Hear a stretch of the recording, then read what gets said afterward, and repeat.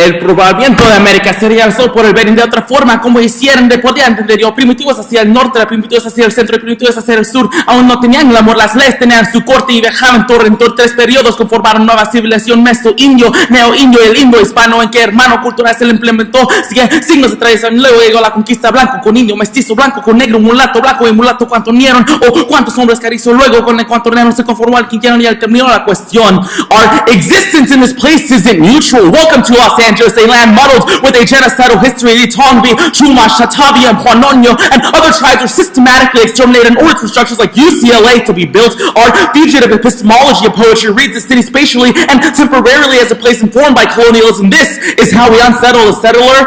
This is Martin and Ritzky's in 14. Decolonial art does not abandon the present. It reinscribes the Canadian land as radical authoritarian and always for colonialism, refusing internationalization, continuation, land knowledge, relations, historical sovereignty, works to unsettle, disrupt normativity, settle occupation. This aesthetic is against the law, refuses to against colonial logic, land poverty is only against the laws, native feminist land ethic reshapes the colonial logic, property through refutation, settler relation to property is material, land ethic construction modes being reconfiguring through racial rationality, indigenous aesthetic to remapping knowledge and cultural production with creative practice, indigenous cartography, formative, a fugitive aesthetic configures space, place, and time, but creating spatial items belonging to land and indigenous definitions of itself. Poetry helps mobilize a warrior, create through reconnection with the earth, reasserting indigenous presence in any space and reclaiming such cities and indigenous decolonial structures, reorienting as colonial structures, occupying the burden, reclaiming colonial space and voice in the city with the colonial institutions that are telling the stewards can work to reinscribe indigenous presence with the historical trajectory towards freedom.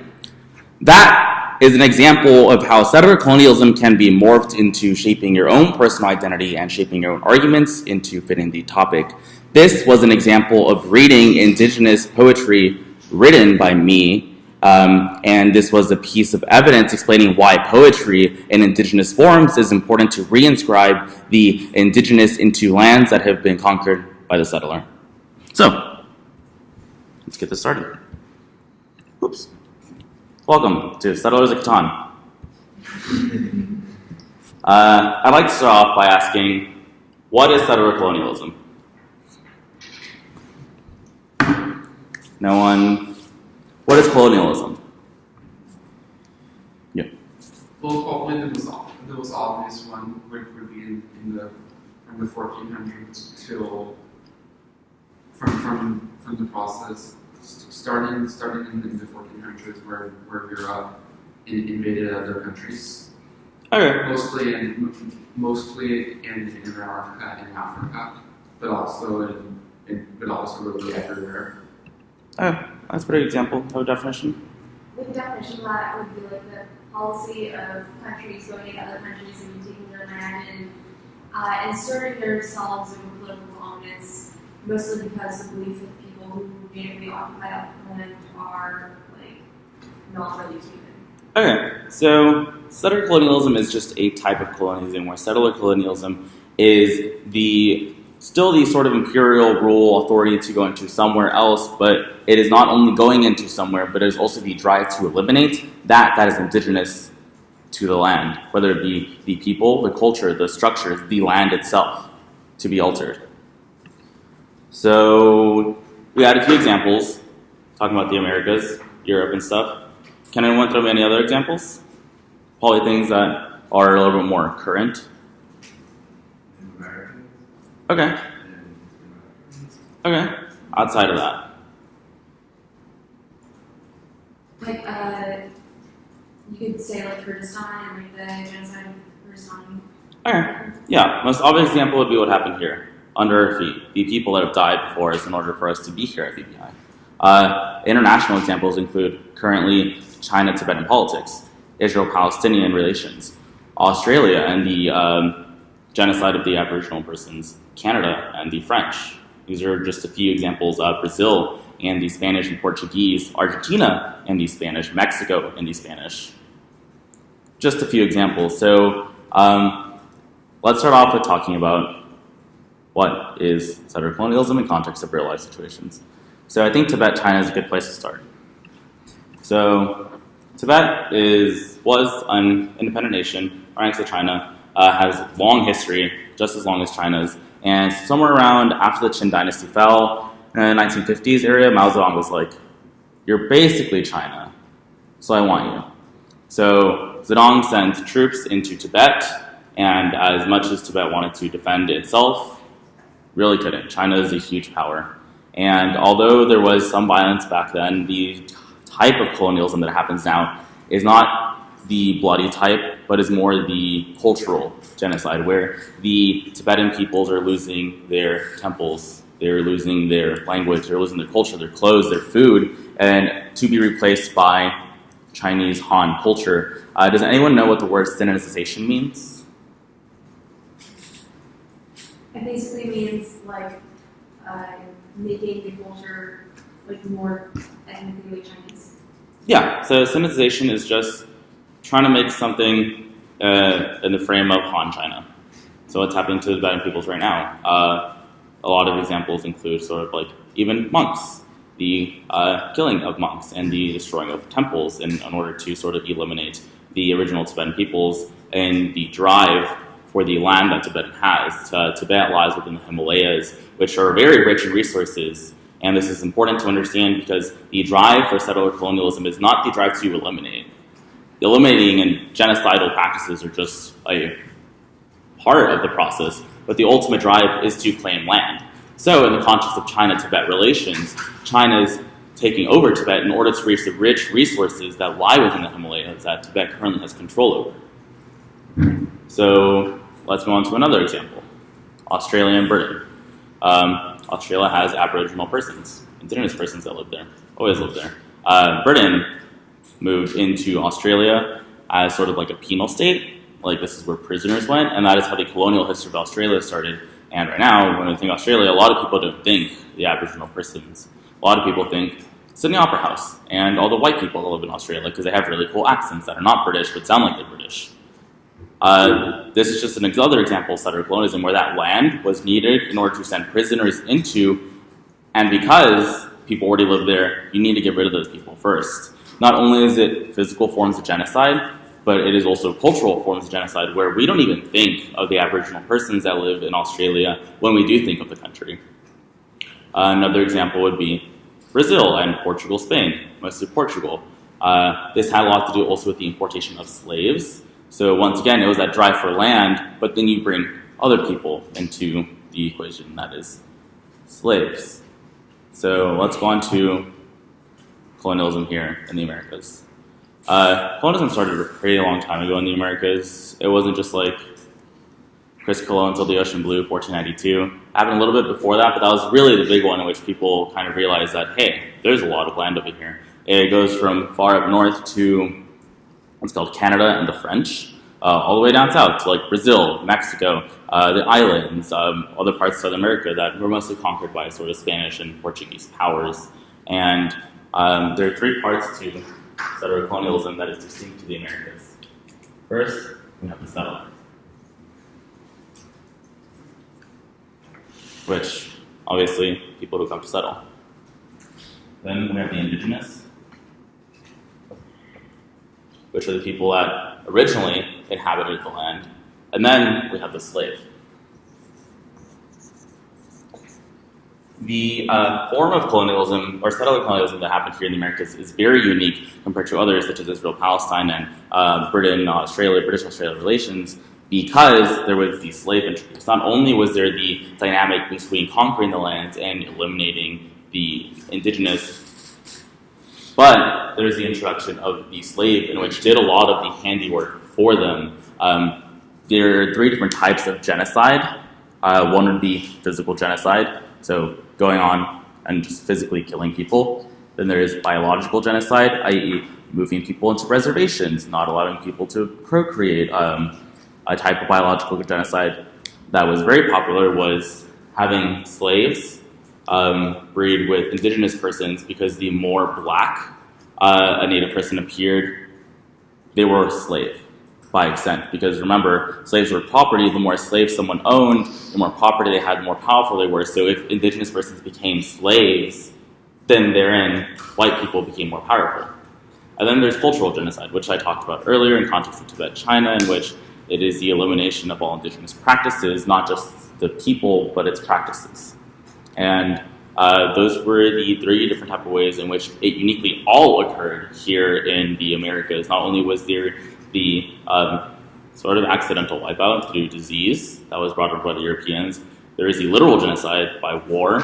There is the cultural genocide of pushing people into reservations. There is still a lot of muddled history when it comes to sort of African indigenous roots. There is also things such as blood quantum violence. Has anyone heard of that? So blood quantum violence has a lot to do with the mixture of the slave and the indigenous, in which the less a person can identify with a tribe, they are less indigenous, they are more slave or more white. So people who are like 1/16th Cherokee.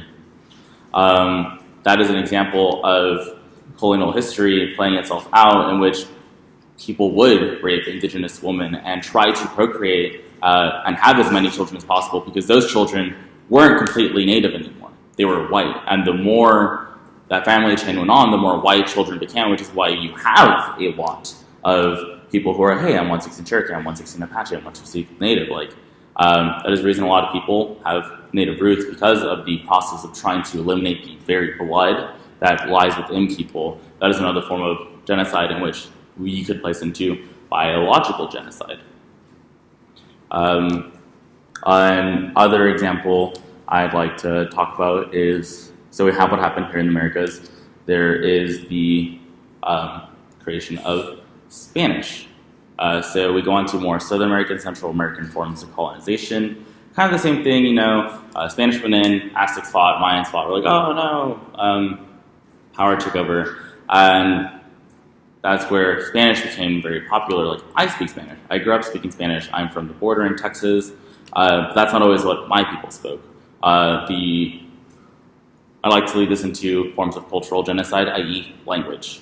So the poetry that I just read was in Spanish, but it did talk about the sort of mixing of races and how that was the ultimate goal was to sort of end forms of native cultural practices. So like me, I come from the Taromaran people of north central Mexico. I could trace it back actually just 3 generations ago in which my people, my family, my great-grandmother still kind of lived in a tribe. Technically, she was an American citizen because her tribe, while she was born, traveled through New Mexico, and that's when she was born. But I can't speak any of that because of Spanish. Another form of cultural genocide would be language, and this became very popular because we have so many different types of tribes here in the Americas, more than I can count, more than I can name, more than I can even give, and all with their own forms of dialects and languages, but where did all that go? Kind of disappeared, right? English came over with the British, but this land itself did not understand English and did not understand Spanish, but what happened to the language? Just another form of genocide in which we could see very popularly today. We live, like right now, you're in Los Angeles, Los Angeles, the Angels, City of the Angels. Where does that name come from? Colonization. Woo, party, right? I like to go more in depth about colonization in the Americas, but let's go a little bit more nationally so you can have a different perspective of what colonization looks now. Something that is very prevalent right now is Israel-Palestine relations. This gets very muddled when it comes to anti-Semitism. So Berkeley, I think 2 years ago, there was a class on Palestinian resistance that was shut down and was forcibly removed from Berkeley because it was labeled as anti-Semitic, as to where the class didn't talk about anything anti-Semitic. It was more like, people are in our land. What do we do?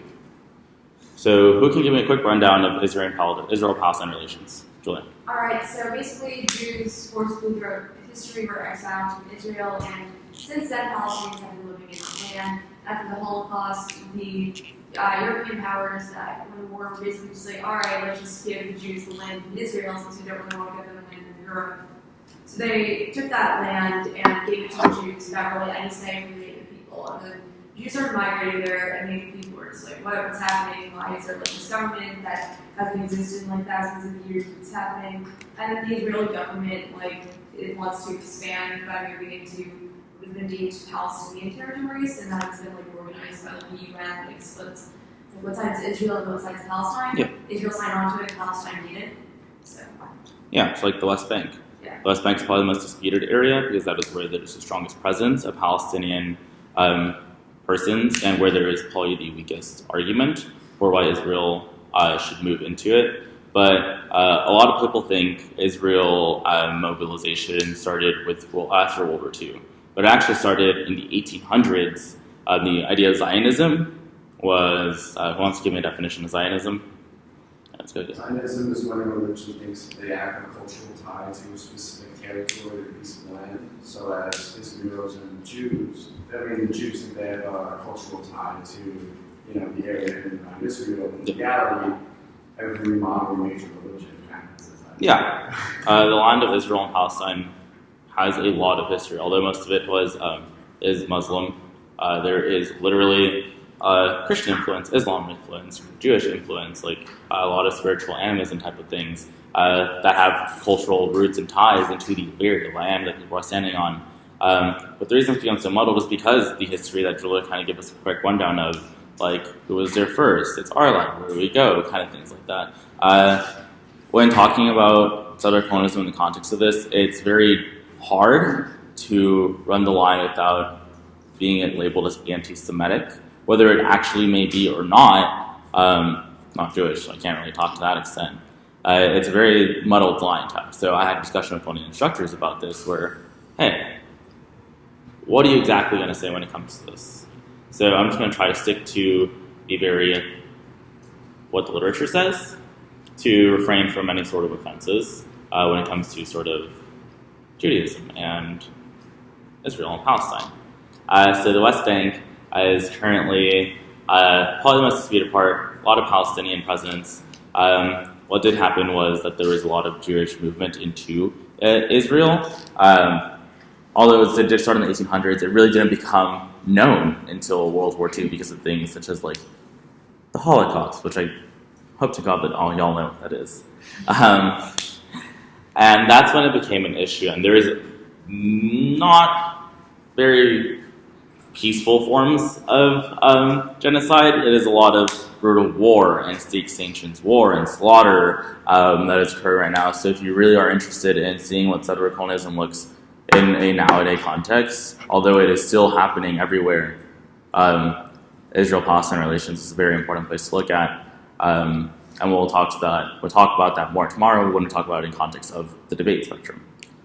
So, seeing all these examples of colonialism that happened in the past, Australia, the Americas, Canada, Tibet, Israel, Palestine, there's one important thing that is, if anything, you should get out of this total 2-day thing should be that settler colonialism is not an event, rather it is a structure that projects other forms of oppression. So in a debate context, people like making root cause claims where, capitalism is the root cause of racism, or racism is the root cause of sexism, or sexism is the root cause of homophobia. Root cause claims get really messy because you can't ever really show what started what and where it started. Like, that's not something, a lot of things have just been going on for too long. It's a little muddled, but the argument for settler colonialism and why it is such a big, expansive issue is that not that it created other forms of isms, but that it allows to project them. So now let's go through settler colonial history. I like to start this conversation with the Mid-Atlantic slave trade. So we all know what happened in the Mid-Atlantic slave trade. White people took Africans into boats, labeled them as black, brought them to the Americas in order to make them work and build this land for them, even though people already lived here. I.e. this little 3-word thing that I drew up here, and that shows the drive for land, because how else did white people get the land? It was built on the back of the slaves, but it also shows how it projects forms of racism, because racism existed before the Mid-Atlantic slave trade. It was a thing. Just the concept of settler colonialism, the drive to settle land, brought people to have slaves, to enforce and perpetuate types of racism in order to acquire the land that they're having. That is one example of the way satirical sectful, and it's called sectful because it's a really long word, projects other forms of isms. Another one would be more on the spectrum of issues of queerness and gender and sex. A lot of more indigenous groups and tribes don't have the same conceptions of gender and sex that we do. Our society kind of functions on the male, female, hetero, homo type of binary. even if we are moving more progressively, experiencing things, understanding things such as what is being trans, what is the spectrum between male and female, what is the spectrum of sex and romance, those conceptions didn't exist.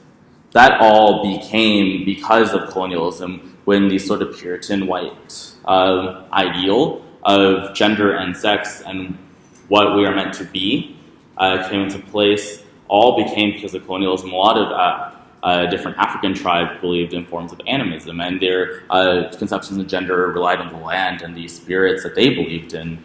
But that's all gone now. We have, was it Uganda that made it illegal to be gay recently, like in 13, 14? Yeah. A lot of arguments that the West uses is, look how uncivilized Africa is, because we like to essentialize African experience, even though African is pretty huge with a lot of different culture. We like to look at those savages, look how unadvanced they are, look how non-progressive and traditional they are. But the truth is, they're only that way because of white people. They're only that way because of colonialism, because before colonialism, there's no conception of homosexuality and heterosexuality, because that is a concept so far gone. It was very fluid, very non-static. So because of the history that led us all here, what's it called? We are starting to label upon others these sort of very things that we cause in the first place, which is the reason why you have huge powers like the US and all the bad things that it's done around the world, which we'll talk about more tomorrow in context of the topic. Hold on. Don't change. Thank you. I lost my train of thought now. Moving beyond more gender roles, a lot of gender roles that, although we're moving more, so like women can vote now as of like 100-something more years ago. Women are working, kind of things like that. There's a lot of improvements to be done, but all this became because of colonial powers and its system. Wait, so colonialism was a cause for things like sex and gender? No. Colonialism was a solution. No. Settler colonialism is the structure. So the way I envision it is like colonialism is those megaphones that you scream into that looks like a cone. So the words that I'm speaking already exist into the megaphone. Racism already existed. Sexism already existed. Homophobia, queerphobia already existed. Just colonialism is a way to project it onto others and across the world. So the example I gave earlier about racism. Racism already existed. But because of settler colonialism, because of the drive to gain and conquer land, slaves were used. That is a form of racism. You see? Was it inherent to the process of colonialism, or was it like people who were sexist and then performed acts of colonialism, projected their ideas into the people they colonized? Well, I like to think of things like not as innate. It's like we're not innately racist or sexist. They're kind of ideas that are socially constructed. Like people were already probably had the underlines of what racism and sexism were, but it just found a way to project itself. So because I wanted that building, I'm going to use all of you to get it for me. So the ideas already existed. It was just now finding itself in place and a way to use it. Everyone kind of catching on along? Anyone have any questions about what I said? No? Everything kind of makes sense? Okay, that's good. Moving into more of like a theoretical kind of like how broad settler colonialism can be. I like this argument a lot. I like the literature. I think it's very interesting. It explains a lot. But because it projects many of the isms, this literature manifests itself in different types of ways. So like I spent a lot of my senior year reading the more pedagogical or rhetorical aspects of it. So earlier, the piece of evidence that I talked about specifically outlines the way in which rhetoric, the rhetoric of Indigenous poetry, readings of Indigenous poetry is important to fight back against forms of colonialism because the very space that we exist in is inherently colonial space. Another important thing to remember is that we are all settlers. I am a settler. You are all settlers. Look at the land we're standing on. All the reasons we profit and benefit is because of settler colonialism. And that is something you cannot forget because you must understand your position in order to be able to understand the literature and project it in things such as debate. Because you cannot be like, I am not the settler. You are the settler opponent, the neg af, because you are the settler. Another important thing to remember if you're going to get anything out of this. colonialism is not an event, but rather a structure, and that we are all settlers. We're all at UCLA right now. I outlined tribes earlier, and we talked about the tribes that existed here earlier before sort of white history came. I was like, let's build a college. Going back to the article on Ricketts's evidence, talks about how the words that we say inside colonial spaces, i.e. the room, the environment, the society that we're in, are important to sort of disrupt the flow of colonialism, because I am injecting indigenous voices and indigenous power through words into colonial spaces to disrupt it, because words and rhetoric are very important. The words that we speak do have weight to them, do have history to them, and can cause change. So if slurs are a very good example of words that have weight and meaning. Many would argue that slurs mean nothing, but the truth is they have history behind them. So the words that I spoke not only have history behind them, but even though they are Spanish, it is a way of me to sort of take back the colonial history. The reason that I cannot speak what my ancestors spoke is because of colonialism, but I'm going to use that to sort of project the suffering that my people went through into white spaces such as academia. Academia is a white space. Debate is a very white space. This university is a very white space that is lacking a sort of indigenous presence. You feel?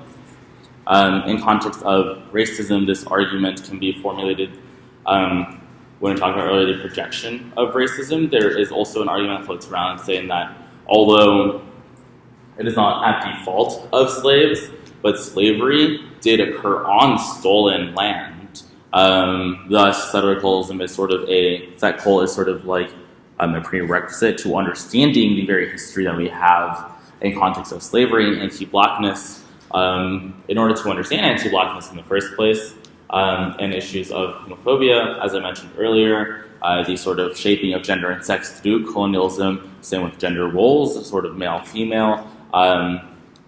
This could also be shaped into context of disability and things like that. Do you think in the debate space you can use settler colonialism to make prerequisite arguments in anti-blackness? Yeah, I had this debate a lot. Senior year, all I read was sec-col and anti-blackness. Didn't really go anywhere worse than that. Read it every round. I had a lot of sec-col versus anti-blackness debates. The important way to shape it, first and foremost, not that sec-col created racism. That is a very important thing to emphasize in the round, because if you make the argument that sec-col did create racism, that just gets you in a lot of issues, and you're kind of bummed, like, out. It is important to first outline that sec-col projects racism, not that it created it. Second, the argument that I made earlier, that slaves did work on stolen land, although it was not their fault. Everything that did occur happened on stolen land, land that is not theirs or ours, white people's. Is something important to understand in the debate as to why understanding the process of settler colonialism is important to explain the reasons racism is projected, especially in the Western world. So a lot of anti-black theory is built upon, is premised around the mid-Atlantic slave trade, because it's huge. It created the concept of blackness and stuff like that. But the reason it occurred is for the settler colonial drive. So that is a sort of argument to make that you can make as to why settler colonialism is a prerequisite to sort of understanding how anti-blackness functions in modern day society. Good? Yeah.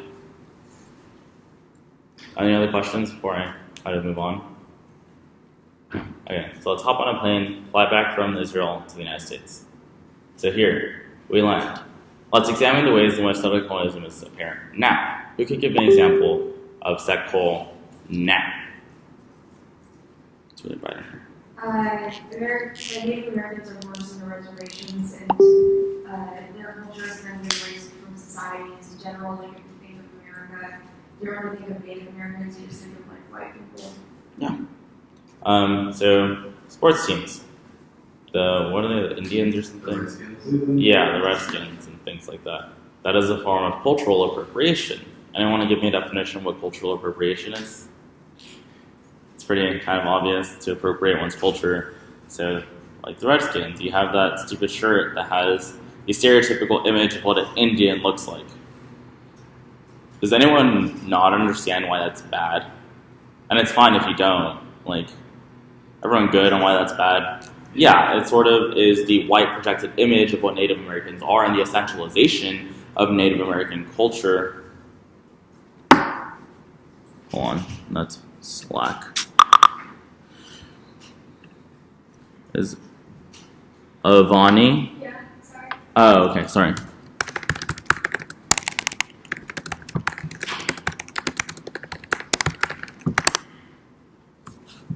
Okay, sorry. Office just asked. I just forgot to mark that you came in. Another example. Did everyone do LD this last year? Yeah. No. What events did you do? I did policy. Policy. Okay. Did you know the LG topics, kind of? What? So there, September, October, there's a nuclear power topic. Yeah. Everyone, that literature was like the topic itself had a very big basis in Native arguments. So like the way nuclear power is used now, it is being dumped on reservation land. It is weapons are being tested on reservation land. There is uranium mining in reservation land. These are all examples of the way settler colonialism has manifested itself in the present, which is still leading to the deaths of people. The dumping of nuclear power and waste on reservation land causes cancer and things like that. Like, there's a reason we can't go into like nuclear testing factories. Is that what environmental racism is? Yes. Perfect lead into that. Environmental racism is just the ways in which we affect the environment and the way they affect others, kind of. So by us dumping nuclear power onto the environment, we're destroying the land that not only people still thrive off of, but poisoning it. So not only are we taking away their food, the food that they are eating is poison, which will then kill them. Yeah, and then on environmental racism, like, that also comes with like the argument about global warming, not just proportional effects. Yeah. Black people and minorities. Yeah, so the argument for global warming is we kind of understand the effects of global warming, right? Hotter summers, floods, things like that. So an example would be like in people who still rely on agriculturally based communities that rely a lot on the crops they are growing and stuff. Aspects of global warming would be flooding. Flooding is not good for your crops. Flooding destroys your crops. You're unable to farm properly. Thus, people are not able to eat. And that is an effect of our greed to produce and mass produce and profit and our destruction of the environment, which affects those who we have already been killing in the past. So environmental racism very heavily affects Indigenous communities because there is a lot of ties with the environment, which is not a bad thing. It's just not the way that we are used to living. Another example in which we could see it today is reservation land. A lot of people don't see why that's a bad thing. Like, I didn't really understand that was a bad thing until I was like a sophomore in high school. I was like, oh, Native Americans live in reservations. Cool, they have somewhere to live. But I didn't understand why that was bad. I didn't understand the history behind it. The fact that we forcibly pushed Native Americans out of their land so we can use it for our own greed and benefit into reservation land. And not only that, there is a lot of power that the U.S. government has over reservation land. There is the biopolitical control of Native American life that the state still has. So even if we are not very directly, like hands-on affecting the people that live in reservations, it is through state power that we still have control over Indigenous life. You had a hand up? Oh, okay. Understood the ways in which, even without physically killing people, we're still affecting people.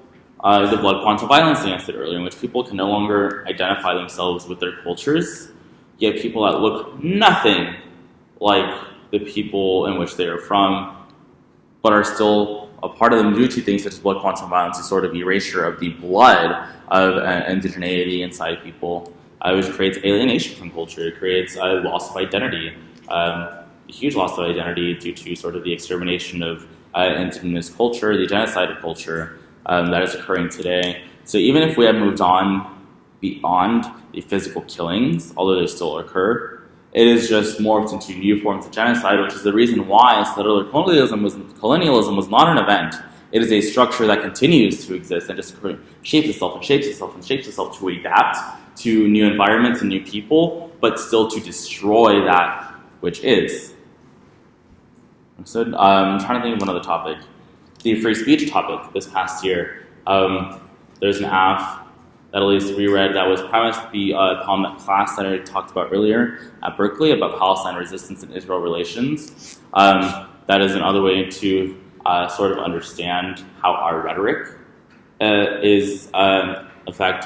rhetoric comes from settler colonial practices, the ways in which we discuss Israel-Palestine relations, the ways in which many Palestinian movements that aren't anti-Semitic are still labeled as anti-Semitic just by the very opposition of Israel as a state or the very opposition of Zionism. It is just another way to crowd out the voices of indigeneity, the voices of indigenous Palestinians, which is very popular in academia. Currently, it is a huge movement. There's a lot of Zionism now. There's a lot of acceptance of sort of Israel as a state, which is both good and bad. For many different reasons. As I was talking about earlier, that line gets very blurred, which I kind of want to be careful when discussing those things, which is why you want to read. Okay, so this is almost kind of ending, so let's talk about homework, because this is a seminar, so there are readings attached to the seminar. Everyone, make sure you send me an email just with your name, which should be in your email anyway, with your name, you're in this mod, you're in the seminar, because I made a Dropbox folder that has foundational text. I think I put about 9 books in there, or articles.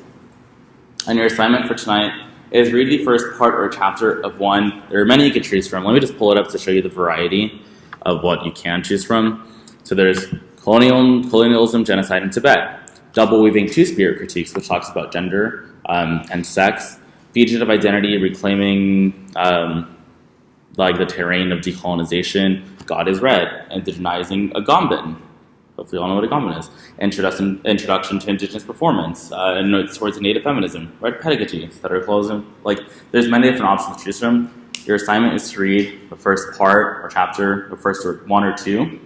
Not only write a quick summary of what you understand it to be, but also cut 1 or 2 pieces of evidence from whatever you have read. You could read more if you want. I encourage you. You're going to be in this Dropbox forever. These are PDFs that you could download into your computer, so you're always going to have them throughout the year, which are deemed very important.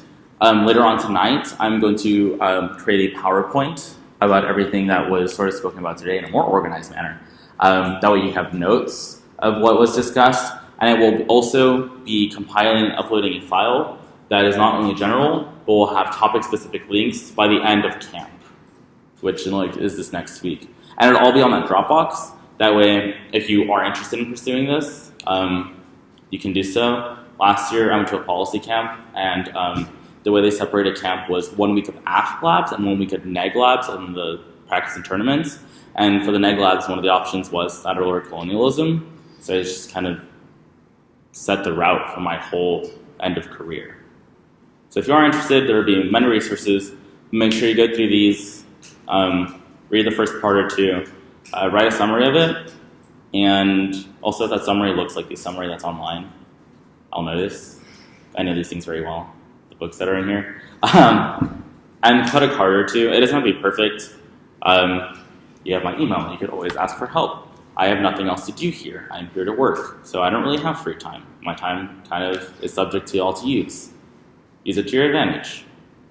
Does anyone have any questions or thoughts or comments or anything else they want to explain further about what was discussed today? Nothing, nada, zip. This is your time to ask questions. How long should the summary be? It could be 3 sentences. It is just so you understand what you have read. Right? So kind of immerse yourself in this. There's many different aspects to take. Going more into a debate context, the route I find more helpful when it comes to debate would be the novel by Sandy Grande, which is Red Pedagogy. And Red Pedagogy, everyone knows what pedagogy is. wants to define pedagogy for me? Someone would define pedagogy for me. You should have a base understanding of critiques before coming into this seminar. You have your hand up. Yes. Pretty sure we've had this conversation too. Pretty sure we've had this conversation too about what pedagogy is. Peta, I'll just write it. I've just been trying to figure it out for a while. Pretty sure it's A, but I also don't speak. Yeah, it's an A. Just say you teach something. Pedagogy. It's like a method of teaching. Yeah.